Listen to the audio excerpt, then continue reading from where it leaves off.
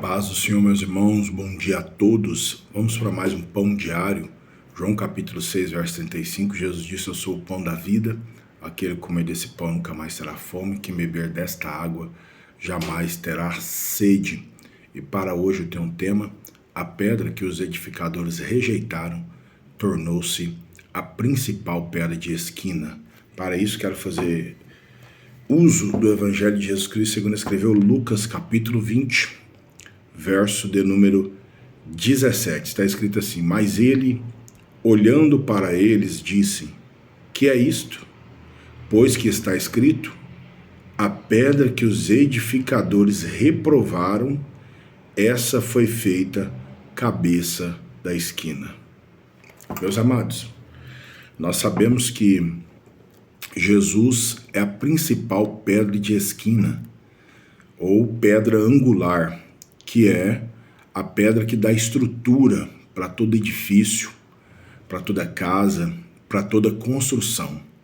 Paulo, aos Efésios, capítulo 2, verso 20, ele diz que essa pedra é a pedra fundamental, que é Cristo, que dá a base, que dá aquilo que a igreja precisa para crescer, que é uma estrutura espiritual. Cristo sendo a cabeça, nós sendo o corpo, e aí o corpo vai crescendo mediante a bênção de Deus.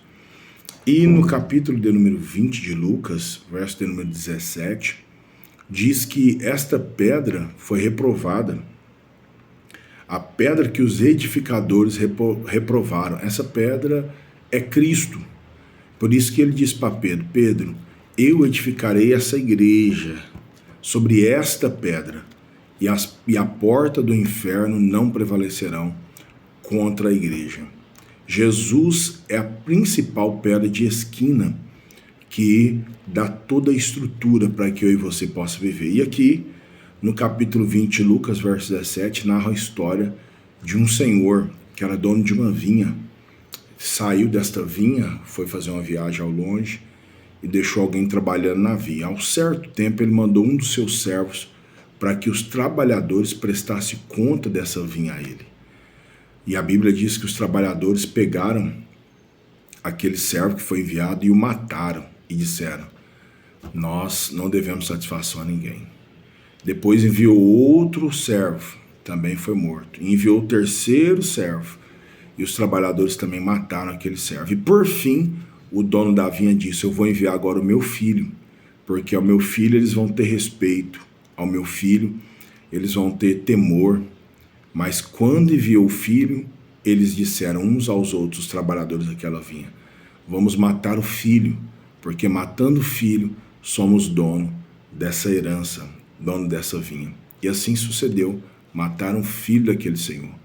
E o senhor daquela vinha disse: olha, eu vou lá, vou matar todos aqueles trabalhadores e vou dar a outros que são dignos de trazer os frutos para aquela vinha, porque os que estavam lá não eram dignos. Assim aconteceu com Jesus de Nazaré. Deus enviou Elias, Deus enviou profetas, Deus enviou sacerdotes, Deus levantou reis como Davi, como Salomão e tantos outros. E a Bíblia diz que Deus deu o seu único filho para que todo aquele que nele crê não pereça, mas tenha vida eterna. E detalhe, ele veio para o que eram os seus, mas os seus não receberam.